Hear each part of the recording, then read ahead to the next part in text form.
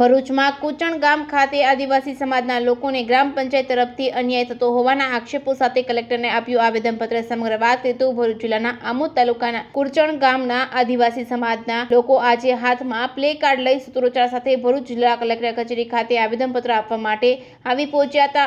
આદિવાસી સમાજના આગેવાનો અને યુવાનોએ જણાવ્યું હતું કે તેઓના ગામમાં ગ્રામ પંચાયત તરફથી આદિવાસી સમાજને અન્યાય થઈ રહ્યો છે। આદિવાસી વિસ્તારમાં રોડ, રસ્તા, ગટર જેવા પ્રાથમિક સુવિધાઓ મુદ્દે અવારનવાર રજૂઆતો કરવા છતાં ધ્યાનમાં આવતું નથી। વધુમાં તેઓએ જણાવ્યું હતું કે સ્મશાન માટેની માંગણી મામલે પણ કોઈ જાતનું ધ્યાન આપવામાં આવતું નથી। તેમજ વિસ્તારમાં આવેલ આંગણવાડી પણ 3 વર્ષથી તોડી પડાય છે, તેની પણ ગ્રાન્ટ મંજૂર છે છતાં બનાવવામાં આવી રહી નથી। સરકારની યોજનાનો લાભ આપવામાં આવતો નથી। આ સાથે જ ગ્રામ પંચાયતમાં આદિવાસી સમાજના લોકો કોઈ પણ જાતનું કામ લઈને જાય તો તેઓને ધર્મના ધક્કા ખાવા પડે છે। તેને લઈને આજ રોજ ગ્રામજનો દ્વારા આવેદનપત્ર આપવામાં આવ્યું હતું। જે કે ન્યૂઝ ગુજરાતી સાથે કેતન મહેતા, ભરૂચ। જોહર જય આદિવાસી। હું રમેશ આર વસાવા। ભારત દેશને આઝાદ થયાને 75 વર્ષ પૂર્ણ થઈ ગયા છતાં પણ કુચણ ગામના આદિવાસી વિસ્તારમાં વિકાસ થયો નથી। રોડ, રસ્તા, ગટર લાઇન, સ્ટ્રીટ લાઇટના વારંવાર પ્રોબ્લેમ આવે છે। અમે કુચણ ગ્રામ પંચાયત અને આમોદ તાલુકા પંચાયતની અંદર લેખિત અને મૌખિક અરજી વારંવાર કરેલી છે, પણ અત્યાર સુધીમાં એનું કોઈ નિરાકરણ આવ્યું નથી।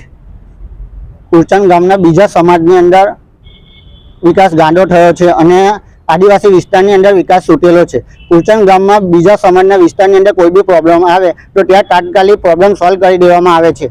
અને અમારા આદિવાસી વિસ્તારની વાત કરીએ તો કુચણ ગામ પંચાયતમાંથી એવું કહેવામાં આવે છે કે ઉપરથી ગ્રાન્ટ આવતી નથી, ગ્રાન્ટ આવશે ત્યારે કરી આપીશું। જો આવું નવું ચાલતું રહ્યું તો અમે આવનારી ગ્રામ પંચાયતની ચૂંટણીનો બહિષ્કાર કરીશું। હું કિશન વસાવા।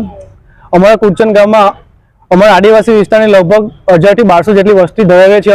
અમે કલેક્ટર સાહેબશ્રીને અમારા આદિવાસી વિસ્તારના સ્મશાન માટે વારંવાર અરજી કરેલી છે, પણ અરજી કરીને 3 વર્ષ પૂર્ણ થઈ ગયા, અત્યાર સુધી અમારા સ્મશાન જગ્યા નિયમ કરી આપવામાં આવેલ નથી।